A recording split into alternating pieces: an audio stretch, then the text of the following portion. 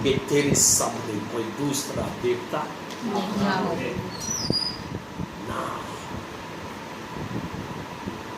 Hallelujah, hallelujah. कोई वचन last में पढ़ लो।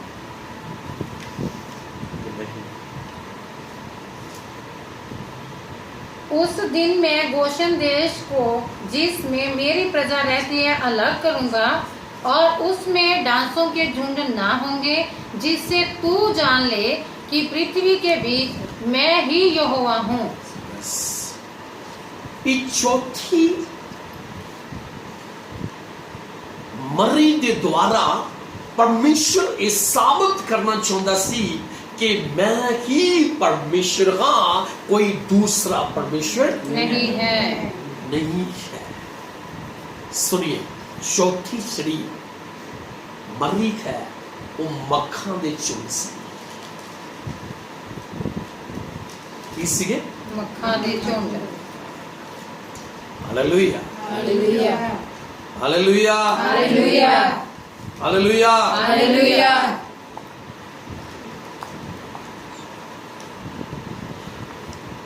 मेरे बोलिए, सब बोलिए, चौथी मरी मक्खा दे चुन सी। मक्खा दे झुंड। हालेलुया। हालेलुया। ਜਦੋਂ ਪਰਮੇਸ਼ਰ ਦਾ ਦਾਸ ਜਾ ਕੇ ਉਸ ਨੂੰ ਦੱਸਦਾ ਹੈ ਕਿ ਨਾ ਜਦੋਂ ਤਿੰਨ ਹੋ ਚੁੱਕੀਆਂ ਔਰ ਨਹੀਂ ਮੰਨਿਆ, ਫਿਰ ਉਸ ਨੂੰ ਕਹਿੰਦਾ ਹੈ ਕਿ ਮੇਰੇ ਲੋਕਾਂ ਨੂੰ ਜਾਣ ਦੇ, ਉਹ ਪਰਮੇਸ਼ਰ ਦੇ ਲਈ ਜਾ ਕੇ ਪਰਮ ਜੇ ਤੂੰ ਨਹੀਂ ਸਮਝੇਗਾ, ਤੇਰੀ ਸਾਰੀ ਰਈਅਤ ਦੇ ਅੰਦਰ ਕੀ ਹੋਏਗਾ? ਮੱਖਾਂ ਵਿੱਚ ਝੁੰਡ ਆ ਜਾਣਗੇ। ਦੇਖਿए मेरे, शायद दी मक्खियां ना सारे ने देखा है, लेकिन ये वो नहीं है। Hallelujah, hallelujah.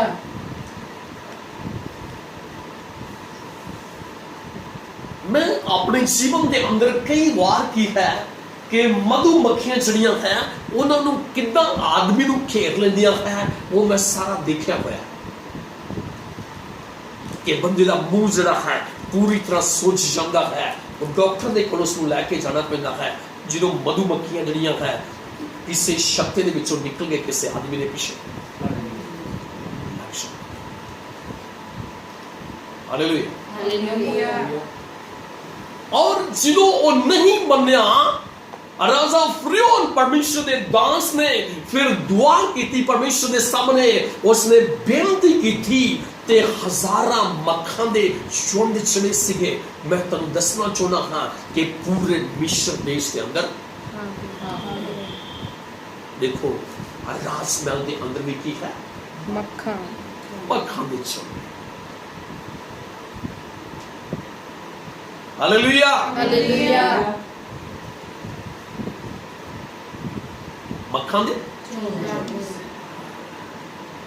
एक आदमी के विषय जो खेत के अंदर है, चाहे अपनी वाड़ी के अंदर है, चाहे कितने भी है, उसके पीछे की है हजारां मक्खियां जड़ियां है उसके पीछे लगियां हुई है। वो अपना मुंह लुकाने की कोशिश करता, लुकन की कोशिश करता है, और इदा पूरी खबड़ा दबड़ी चढ़ी है पूरे मिस्र के अंदर।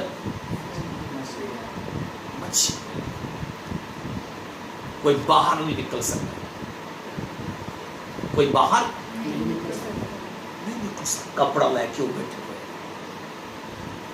लेकिन कपड़े के विच भी वो डंग। Hallelujah, hallelujah.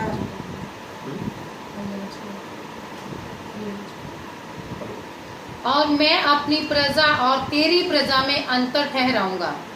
यह चिन्ह कल होगा, और यहोवा ने वैसा ही किया, और फिरौन के भवन और उनके कर्मचारियों के घरों में और सारे जो महल है और कर्मचारियों के खर्चड़े है और सारे मिस्र देश में डांसों के झुंड भर गए, और डांसों के सारे मिस्र देश के अंदर की है मक्खां दे झुंड भर गए, और डांसों के मारे वह देश नाश हुआ। Hallelujah, hallelujah. उन्हां नाल की हो गया? पूरा मिस्र देश है नाश हो गया। तब फिरौन ने मूसा और हारून को बुलवाकर कहा, हालेलुया, हालेलुया, हालेलुया। जरा सोच के देखिए राज महल ਦੇ ਅੰਦਰ ਕੀ ਹੈ ਕਿ ਮੱਖਾਂ ਦੇ ਝੁੰਡ ਬੜੇ ਹੋਏ ਹੈ, ਉਹਦੇ ਕਰਮਚਾਰੀਆਂ ਦੇ ਘਰਾਂ ਦੇ ਅੰਦਰ ਮੱਖਾਂ ਦੇ ਝੁੰਡ ਹੈ, ਉਹਨਾਂ ਦੀ ਸਾਰੀ ਰਇਤ ਦੇ ਅੰਦਰ ਕੀ ਹੈ ਕਿ ਮੱਖਾਂ ਦੇ ਝੁੰਡ ਜਿਹੜੇ ਹੈ ਉਹ ਪੂਰੀ ਤਰ੍ਹਾਂ ਭਰੇ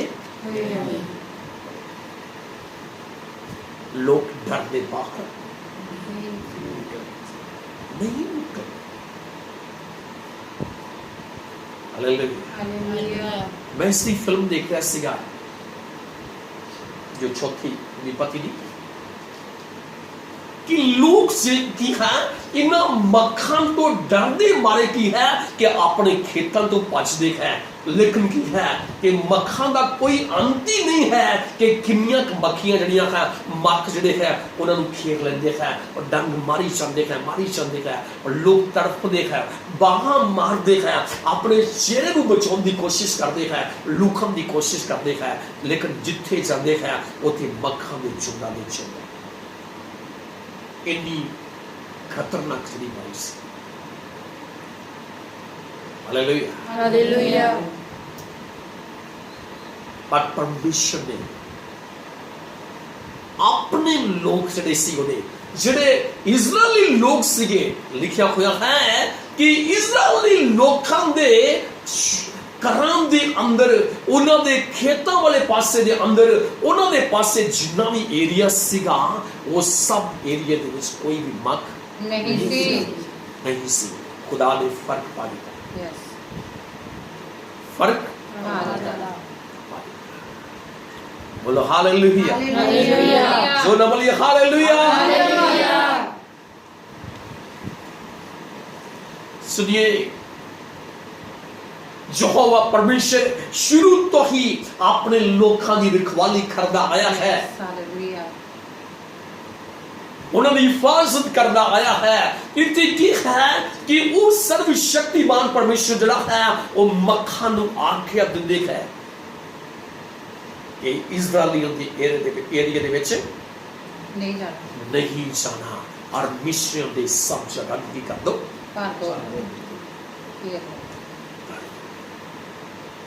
सुनिए प्रभु के लोग बहुत आनंद नाल होते पर मिस्री जड़े सी की कर रहे हैं तड़प रहे हैं। वो पीड़ा के अंदर चला रहे हैं, वो परेशानी के अंदर है, वो दुख के अंदर है, वो समस्या के अंदर है, क्योंकि बाइबल से लिखा है कि उन्हें मक्खन के कारण की होया कि मिस्र जड़ा सीगा वो नाश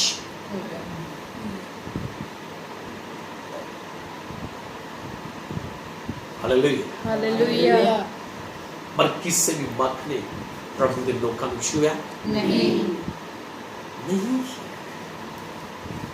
हालेलुया।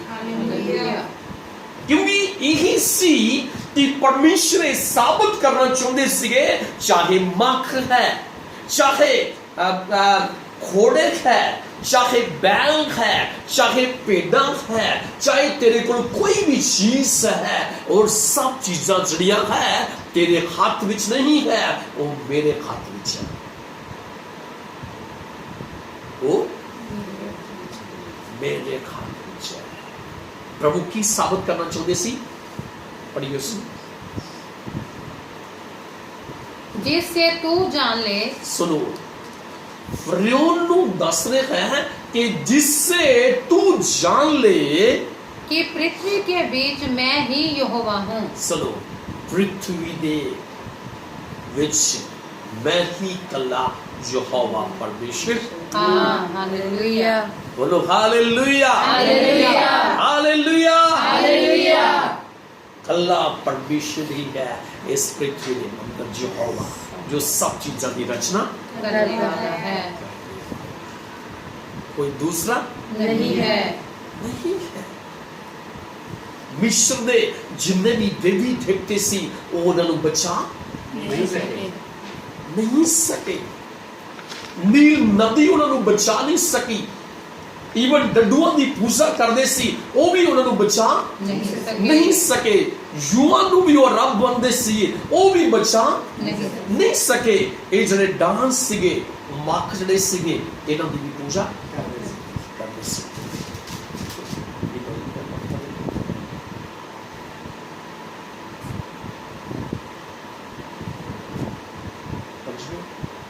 ਹਾਲੇਲੂਇਆ।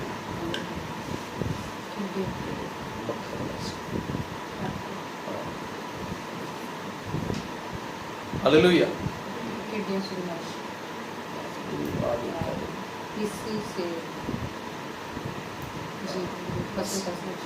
हालेलुया।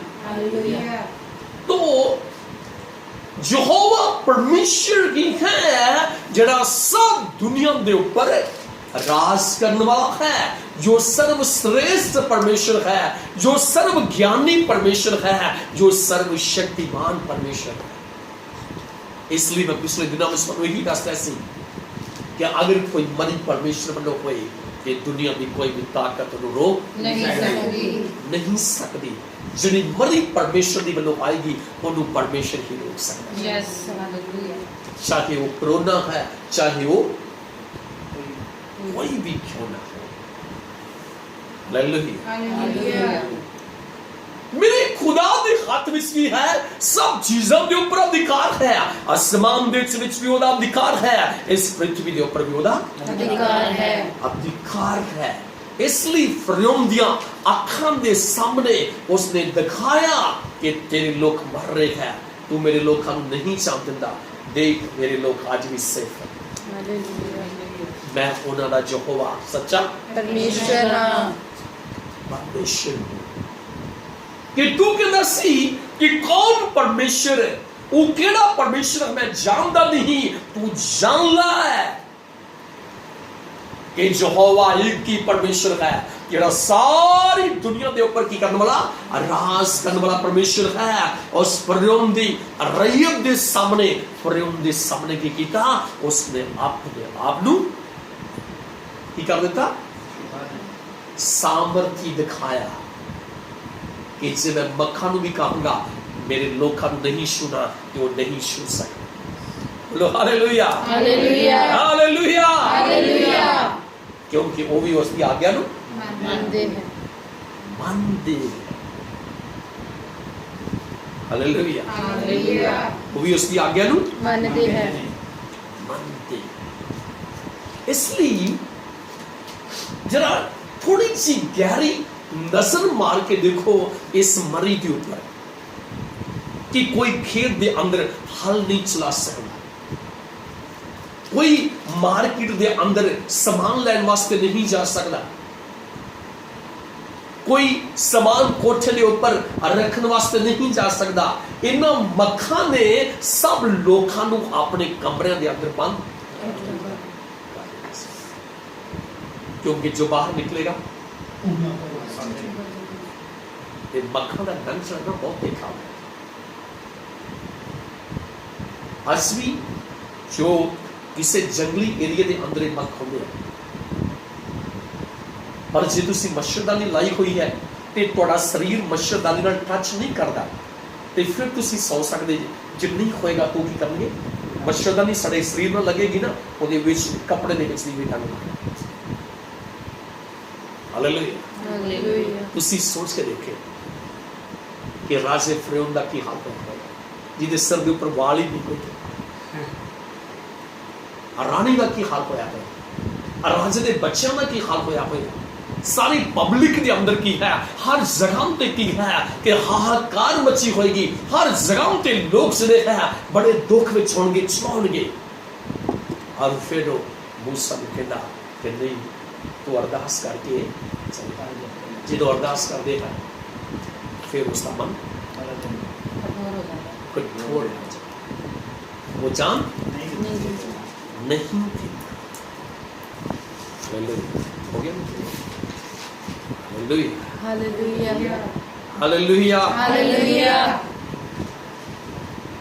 और उस तो आगे पढ़िए, इसलिए जो शेमी 9वां अध्याय 8वें वचन को लेके 12वें वचन में।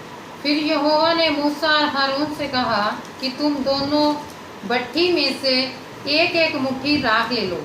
तुम दोनों भट्ठी में से एक एक मुट्ठी राख ले लो। अपनी मुट्ठां दे विच की है कि तंदूर दे विचों स्वाद तुसी अपनी मुट्ठां दे विच ले लो। और मूसा उसे फिरौन के सामने आकाश की ओर उड़ा दे। मूसा फिरौन दे सामने उन्हां मुट्ठां विच जो स्वाद लई कोई सीगी आकाश दे विच उड़ा दे। तब वह सूक्ष्म धूल होकर सारे मिस्र देश में मनुष्यों और पशुओं दोनों पर फफोले और फोड़े बन जाएगी। हालेलुया।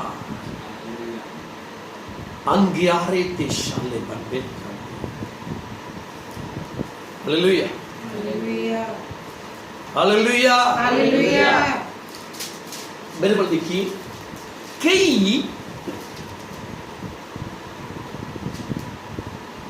विपत्तियां तो राजा फिरौन और रानी और उसका परिवार जड़ा है वो बचदा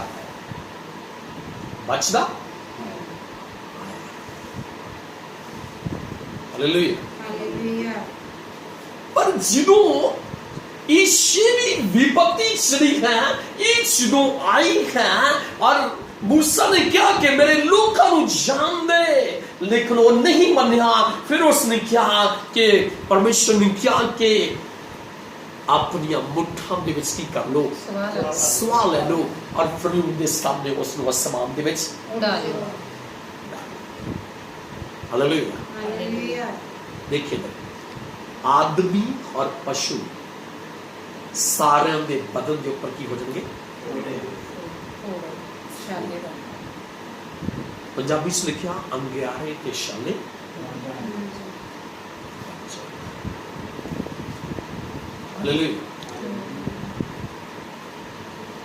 क्योंकि फिरौन दे ਜਿਹੜੇ मिस्र ਦੇ ਲੋਕ ਸੀਗੇ ਉਹ ਆਪਣੇ ਆਪ ਨੂੰ ਬਹੁਤ ਬਿਊਟੀ ਸੁੰਦਰਤਾ ਜਿਹੜੀ ਸੀਗੀ ਉਹਨਾਂ ਦੀ ਉਹਨੂੰ ਦਿਖਾਉਂਦੀ।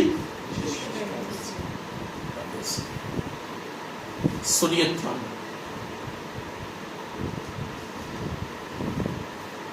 मिस्र ਦਾ ਹਰ ਜਨ ਜਿਹੜਾ ਹੈ, ਜਿੰਨੇ ਵੀ ਪਸ਼ੂ ਹੈ ਜਿਹੜੇ ਉਸ ਸਮੇਂ ਖੇਤਾਂ ਦੇ ਅੰਦਰ ਸੀਗੇ ਉਹ ਪਸ਼ੂ ਮਰ ਗਏ ਸੀਗੇ, ਜਿਹੜੇ ਘਰਾਂ ਵਿੱਚ ਸੀ ਉਹ ਬਚੇ ਸੀਗੇ। ਹੁਣ ਕੀ ਹੋ ਗਿਆ ਕਿ ਜਿਹੜੇ ਬਚੇ ਹੋਏ ਪਸ਼ੂ ਸੀਗੇ ਉਹ ਸਾਰੇ ਫੋੜਿਆਂ ਦੇ ਨਾਲ ਮਰ ਗਏ। ਕਾਹਦੇ ਨਾਲ ਮਰ ਗਏ? ਫੋੜਿਆਂ ਨਾਲ ਜੰਗ ਜਾਦੇ। ਦੇਖੋ ਰਾਜੇ ਫਿਰੌਨ ਦਾ ਮੂੰਹ ਜਿਹੜਾ ਸੀਗਾ ਉਹ ਪੂਰੀ ਤਰ੍ਹਾਂ ਛਾਲਿਆਂ ਦੇ ਨਾਲ ਭਰਿਆ। ਰਾਣੀ ਦਾ ਫੇਸ ਦੇਖੋ, ਉਸਦੇ ਬੱਚਿਆਂ ਦਾ ਫੇਸ ਦੇਖੋ, ਜਿੱਧਰ ਵੀ ਕੋਈ ਦੇਖਦਾ ਸੀਗਾ ਸਾਰਿਆਂ ਦੇ ਮੂੰਹ ਦੇ ਉੱਪਰ ਕੀ ਸੀਗੇ? ਛਾਲੇ ਸੀ। ਸਾਰੇ ਛਾਲੇ ਬਣੇ ਹੋਏ ਸੀਗੇ। कोई इधर है, कोई इधर है, कोई इधर है, पूरा बदन चढ़ा सीगा वो शाले दिना। और प्रभु ने राजे को भी दिखाने की कोशिश की कि तू भी बच नहीं सकता। बेशक तू राजमहल दे अंदर रहंदा है, बेशक तेरे को बड़े डॉक्टर होंगे, वैद होंगे उस समय दे कि मैं इहो जी मरी शाले जड़े है फोड़े बननगे जिन्नू कोई डॉक्टर ठीक नहीं कर सकता, जिन्नू जिदे लिए कोई दवाई जड़ी है वो कम नहीं। हालेलुया। सुनो, देखने फिरौन राजा चढ़ा सीगा, उसने मुंह के ऊपर पूरी तरह शाले। हालेलुया। सुनो, जिधर भी कोई देखदा सीगा और जिन्नू भी देखदा सीगा हर इंसान दा जिहड़ा बदन सीगा वो फोड़े नाल भरिया होया सीगा, शालियां नाल भरिया होया सीगा, हर तरह दी की सीगी इन्हां चीज़ां नाल वो भरिया होया सी। लोग एक दूसरे को नफरत कर रहे थे। मान लो उदाहरण के तौर पे अगर मैं मेरे सामने बैठा है उन्होंने देखांगा तो मुझे लगेगा ये सही और मैनू देखेगा वो कहेगा hallelujah hallelujah hallelujah hallelujah hallelujah. परमेश्वर ने मिस्र ਦੇ ਜਿਹੜੇ ਰਾਜਾ ਰਾਣੀ ਜਿਹੜੇ ਲੋਕ ਸੀਗੇ ਉਹਨਾਂ ਦੀ ਸੁੰਦਰਤਾ ਨੂੰ ਵਿਖਾੜ ਦਿੱਤਾ, ਉਹਨਾਂ ਦੀ ਸੁੰਦਰਤਾ ਨੂੰ। ਔਰ ਪਸ਼ੂ ਜਿਹੜੇ ਸੀਗੇ, ਜਿਹੜੇ ਉਹਨਾਂ ਦੇ ਜਿੰਨੇ ਵੀ ਪਸ਼ੂ ਸੀਗੇ ਸਭ ਕੀ ਸੀਗਾ ਫੋੜਿਆਂ ਨਾਲ ਭਰੇ ਹੋਏ ਸੀਗੇ। ਜਿੰਨੇ ਵੀ ਬੰਦੇ ਸੀਗੇ ਉਹ ਫੋੜਿਆਂ ਨਾਲ ਭਰੇ ਹੋਏ ਸੀਗੇ। ਜਿੰਨੀਆਂ ਵੀ ਔਰਤਾਂ ਸੀਗੀਆਂ, ਜਿੰਨੇ ਬੱਚੇ ਸੀਗੇ, ਸਭ ਕੀ ਸੀਗਾ ਉਹਨਾਂ ਦੇ ਬਦਨ ਦੇ ਉੱਪਰ ਕੀ ਸੀਗਾ ਫੋੜੇ ਹੀ ਫੋੜੇ। Hallelujah hallelujah hallelujah hallelujah. ਇਹਦਾ 11ਵਾਂ ਵਚਨ ਪੜ੍ਹੀਏ। और उन फोड़ों के कारण और उन फोड़ों के कारण जादूगर मूसा के सामने खड़े न रह सके, क्योंकि वे फोड़े जैसे सब मिस्रियों के वैसे ही जादूगरों के भी निकले थे। Hallelujah hallelujah hallelujah hallelujah. जो न बोलिए हालेलुया हालेलुया। सुनिए, ਤਾਂ ਜਾਦੂਗਰ ਹੰਗਿਆਰਿਆਂ ਦੇ ਕਾਰਨ मूसा ਦੇ ਅੱਗੇ ਖਲੋ ਨਾ ਸਕੇ, ਕਿਉਂਕਿ ਜਾਦੂਗਰ ਤੇ ਮਿਸਰੀਆਂ ਦੇ ਬਦਨ ਦੇ ਉੱਪਰ ਹੰਗਿਆਰੇ ਫੋੜੇ ਹਾਲੇਲੂਇਆ हालेलुया। ਅੱਗੇ ਫਰਿਊਨ ਰਾਜਾ ਜਿਹੜਾ ਹੈ ਉਹ ਜਾਦੂਗਰਾਂ ਦੇ ਉੱਪਰ ਜ਼ਿਆਦਾ ਵਿਸ਼ਵਾਸ, करता है। क्योंकि जिस समय पहला चमत्कार किया सीगा मूसा ने, उसने ਜਦੋਂ लाठी जड़ी सुटी सीगी और लाठी जड़ी सी वो सप बन गई। और फिर ने किया ये कोई बड़ी गल नहीं। मेरे को जादूगर है वो भी लाठी तो सप बन गई और उन्होंने बना। और ਜਦੋਂ ਪਹਿਲਾ ਚਮਤਕਾਰ ਹੋਇਆ ਕਿ ਜਦੋਂ ਨੀਲ ਨਦੀ ਜਿਹੜੀ ਸੀਗੀ ਉਹ ਲਹੂ ਦੇ ਵਿੱਚ ਬਦਲ ਗਈ, और उसने क्या एक को बड़ा काम नहीं है, मेरे जादूगर भी कर सकते हैं। सचमुच उन्होंने भी होते, लेकिन लहू तो पानी नहीं बना सके और लहू में लाया जी मेन चीज। फिर की सीगा उन्होंने जो परमेश्वर ने दास करते सीगे वो सब चीज़ां की करते सीगे वो करते सीगे। लेकिन जो तीसरा जुआ का चमत्कार होया उत्थे उन्होंने कोशिश की कि अपने जादू नाल कुछ करने पर हो नहीं सके, इसलिए उन्होंने क्या कि परमेश्वर का काम असीं कुछ भी कर नहीं सकते। ते इत्थे लिखिया कि मिस्र दे जिन्ने भी जादूगर सीगे वो भी पूरी तरह की सीगे फोड़ियां नाल भरे होए सीगे कि वो परमेश्वर दे बंदे मूसा दे सामने खड़े नहीं हो सके, क्योंकि वो देखो डरदे सीगे। Hallelujah hallelujah hallelujah hallelujah hallelujah. वो देख लो डरदे सी वही जादूगर जड़े कहने सी कोई बड़ी गल नहीं है। नहीं है। तू लाठी तो सब बना सकता है और असी भी बना सकते। तू डड्डू लिया सकता है और असी भी लिया सकते हाँ।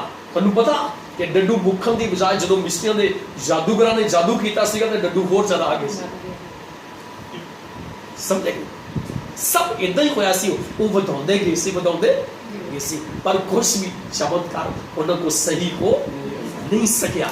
तो इत्थे लिखिया कि जो उन्होंने अपन शक्लों को देखा होगा कि सारे जिन्ने भी जादूगर सीगे वो भी फोड़े नाल की होए है भरे हुए है और वो मूसा के सामने खड़े होने को भी डरते सी, खड़े होने को भी डरते सी। मेरा परमेश्वर इन सामने hallelujah hallelujah hallelujah hallelujah hallelujah hallelujah. इतना सामर्थ्य सामर्थी परमेश्वर है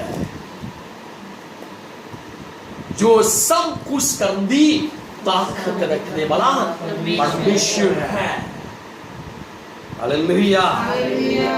ਹਾਲੇਲੂਇਆ। हालेलुया। प्रिय जनों, एक पासे परमेश्वर के लोग है और दूसरे पासे मिस्र पूरा राज है, राजा है, जादूगर है, बड़े बड़े डॉक्टर है। ਤੁਸੀਂ जरा सोचो ध्यान ਦੇ ਨਾਲ, ਜਿਹੜੇ ਵੈਦ ਹੋਣਗੇ ਉਹਨਾਂ ਦੇ ਮੂੰਹ ਵੀ बन गए हैं। प्रभु ने क्या मत बड़ी शक्ल बगा मैं दिखाऊंगा कि मैं ही यहोवा परमेश्वर, मैं ही यहोवा परमेश्वर। हाँ, मेरे तो बिना इस पृथ्वी के ऊपर और कोई परमेश्वर है नहीं। मैं ही अल्फा हाँ, मैं ही ओमेगा हाँ, मैं ही आदि हाँ, मैं ही अंत हाँ, मैं ही स्वर्ग और पृथ्वी के ऊपर अधिकार रखने वाला परमेश्वर। हालेलुया। हालेलुया। लोग चला उठे राजा इस समस्या में समझ पा रहे हैं। हालेलुया। राजे तो लेके जादूगर तक सबलों में शक्ल प्रभु ने दिखा दिया और सारे पशु जड़े सी होगी शाले। सुनिए एक चीज मैं और सोच रहा हूं, ये देखो आदमी दे बदन ऊपर भी शाले है और वो ही शाले ये तो पशुओं की बीमारियां लग होती है ना, पर प्रभु ने दोनों में थे। हालेलुया। इसलिए मिस्रियों का कोई भी पशु जड़ा सीगा वो सेफ नहीं सीगा, वो सब फोड़े नाल भरिया होया सीगा। राजा फोड़े नाल भरिया होया सीगा, रानी फोड़े नाल भरी होई सीगी। पूरा मिस्र जड़ा सीगा इजराइलियों ਨੂੰ ਛੱਡ के सब लोग भरे होए सीगे, लेकिन सिर्फ परमेश्वर ਦੇ लोग जड़े सीगे ਉਹਨਾਂ ਦੇ ਚਿਹਰੇ बिल्कुल साफ सी और ਉਹਨਾਂ ਦੇ पशु जड़े सीगे वो भी साफ सी। साफ सी। सोचिए कितना अद्भुत है हालेलुया। कि मेरा खुदा इंडिया के बीच फर्क नहीं दिखा सकता, दिखा सकता। हालेलुया। हालेलुया। फिर राजा चला उठता है, फिर मूसा को बुलाता कि अरदास कर के ना कि ये समस्या नहीं है चली जाए, मैं तेरे लोकां नूं जान दवांगा। और जो अरदास करता है उस तो बात की हो जाता, उसका मन फिर ज्यादा कठोर हो जाता है।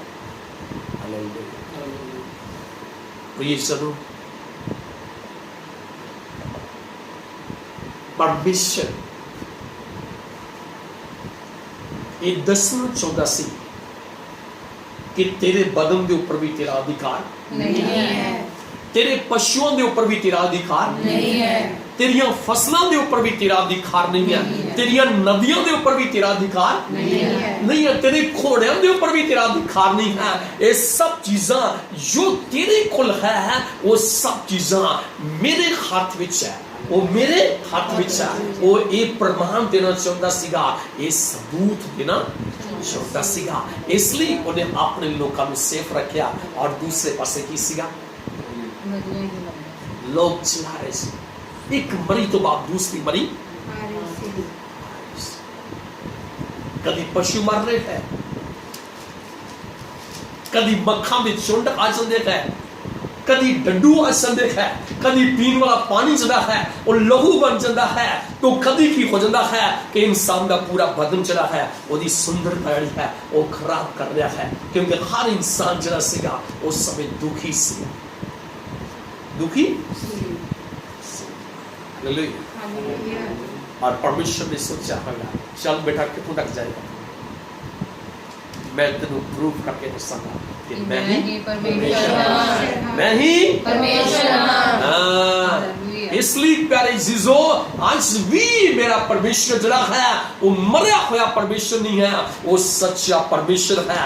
वो अपने लोगों आज भी लड़न वाला परमेश्वर, आज भी वो अपने लोगों की रखवाली करने वाला परमेश्वर है, आज भी अपने लोगों को संभाल के रखने वाला परमेश्वर है, आज भी अपने लोगों के जीवन के विच अद्भुत काम करने वाला परमेश्वर है। इसलिए प्यारे जीजो और बड़े समय के विच मरियां और गया, लेकिन असीं घबराना नहीं। आने वाले समय में और समस्यावां और गया, लेकिन असीं घबराना नहीं है। असीं अपना अटल भरोसा परमेश्वर के ऊपर ਹਾਲੇਲੂਇਆ। हालेलुया ਤੁਹਾਨੂੰ ਪਤਾ ਕਿ ਸਾਡੇ ਲਈ ਯਿਸੂ ਮਸੀਹ ਦਾ ਪੂਰਾ ਲਹੂ ਨਹੀਂ, ਇੱਕ ਬੂੰਦ ਲਹੂ ਦੀ ਜਿਹੜੀ ਹੈ ਸਾਡੇ ਸਾਰਿਆਂ ਦੇ ਲਈ ਕਾਫੀ। ਹਾਲੇਲੂਇਆ। हालेलुया ਤੁਸੀਂ ਵਿਸ਼ਵਾਸ ਕਰਦੇ ਕਿ ਮੇਰੇ ਉੱਪਰ ਯਿਸੂ ਦਾ ਲਹੂ ਲੱਗਿਆ ਹੋਇਆ? ਯੈਸ, ਵਿਸ਼ਵਾਸ ਕਰੇ ਕਿ ਸਾਡੇ ਉੱਪਰ ਕੀ ਹੈ? यीशु मसीह का लहू लग गया ਲਹੂ ਲੱਗਿਆ ਹੋਇਆ ਹੈ। ਬਾਈਬਲ ਦੇ ਅਨੁਸਾਰ ਉਸਨੇ ਸਾਨੂੰ ਕੀ ਹੈ? ਸਾਡਾ ਮੁੱਲ ਦੇ ਕੇ ਯਿਸੂ ਨੇ ਸਾਨੂੰ ਖਰੀਦਿਆ ਹੋਇਆ। ਹਾਲੇਲੂਇਆ। हालेलुया ਇਸ ਲਈ ਮੈਂ ਯਿਸੂ ਦਾ ਹਾਂ, ਮੇਰਾ ਘਰ ਵੀ ਯਿਸੂ ਦਾ ਹੈ, ਮੇਰੇ ਬੱਚੇ ਯਿਸੂ ਦੇ ਹੈ, ਮੇਰੀ ਜਾਇਦਾਦ ਯਿਸੂ ਦੀ ਹੈ, ਮੇਰਾ ਸਭ ਕੁਝ ਯਿਸੂ ਦਾ ਹੈ। ਜਦੋਂ ਸਭ ਕੁਝ ਯਿਸੂ ਦਾ ਹੋਏਗਾ ਤੇ ਯਿਸੂ ਦਾ ਕੰਮ ਹੈ ਉਹ संभालेगा। हालेलुया ओ, संभालेगा। ਕੀ ਤੁਸੀਂ ਵਿਸ਼ਵਾਸ ਕਰਦੇ ਜੇ? Yes hallelujah. हालेलुया ਇਸ ਲਈ ਪ੍ਰਭੂ ਦੇ ਸਿਰ ਕੋ ਮੈਂ ਤੁਹਾਨੂੰ ਉਤਸ਼ਾਹ ਕਰਨਾ ਚਾਹੁੰਦਾ ਹਾਂ ਕਿ ਹਰ ਸਮੇਂ ਦੇ ਅੰਦਰ ਮੇਰਾ ਪਰਮੇਸ਼ਰ ਤੁਹਾਨੂੰ ਸੰਭਾਲਣ ਦੀ ਤਾਕਤ ਰੱਖਦਾ ਹੈ। ਮੇਰਾ ਪਰਮੇਸ਼ਰ ਤੁਹਾਡੀਆਂ ਜ਼ਰੂਰਤਾਂ ਨੂੰ ਪੂਰਾ ਕਰਨ ਦੀ ਸਾਮਰਥ ਰੱਖਣ ਵਾਲਾ ਪਰਮੇਸ਼ਰ ਹੈ। ਮੇਰਾ ਪਰਮੇਸ਼ਰ ਹਰ ਬਿਮਾਰੀ ਤੋਂ ਤੁਹਾਨੂੰ ਛੁਡਾਉਣ ਦੀ ਤਾਕਤ ਰੱਖਣ ਵਾਲਾ ਪਰਮੇਸ਼ਰ ਹੈ। ਮੇਰਾ ਪਰਮੇਸ਼ਰ ਇਸ ਕੋਰੋਨਾ ਤੋਂ ਤੁਹਾਨੂੰ ਬਚਾ ਕੇ ਰੱਖਣ ਵਾਲਾ ਪਰਮੇਸ਼ਰ ਹੈ, ਕਿਉਂਕਿ ਸਾਡੇ ਉੱਪਰ ਮਸੀਹ ਦਾ ਲਹੂ लगा हुआ है। ਲੱਗਿਆ ਹੋਇਆ ਹੈ। ਬੋਲੀਏ ਮੇਰੇ ਲਈ ਯਿਸੂ ਦੇ ਲਹੂ ਦੀ ਇੱਕ ਬੂੰਦੀ ਕਾਫੀ ਹੈ। मेरे यीशु के लहू दी एक बूंद ही काफी है। Hallelujah hallelujah hallelujah hallelujah hallelujah hallelujah hallelujah.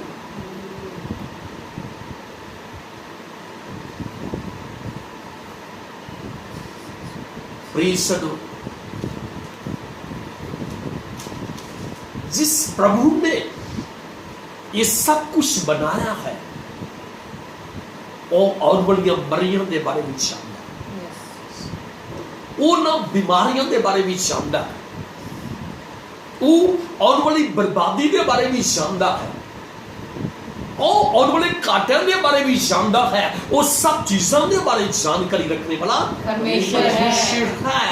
इसलिए वो लोग चिंता करनगे जिन्होंने कोई आस नहीं है, पर सानू चिंता करने की लोड़ नहीं, क्योंकि साडा परमेश्वर जिहड़ा है वो सदा ही साडे नाल है। वो आज भी साडे नाल है। नाल। मैनू तो नहीं लगता कि किसी विश्वासी को कोरोना तो डर होगा, नहीं है। कोरोना तो तुहानू डर नहीं है, नहीं होगा, क्योंकि कोरोना खुद ही तुहाडे कोलों डरेगा। कोरोना खुद तुहाडे कोलों डरेगा, क्योंकि असीं यीशु दे लहू द्वारा खरीदे हुए हां, ओदे लहू दे अंदर असीं ढके हुए हां। तुहानू पता कोई चीज मसीह के लहू को टच करेगी की हो जाएगी? नष्ट हो जाएगी और नष्ट हो जाएगी। यीशु मसीह वो पत्थर है, वो तो निकला हुआ, वो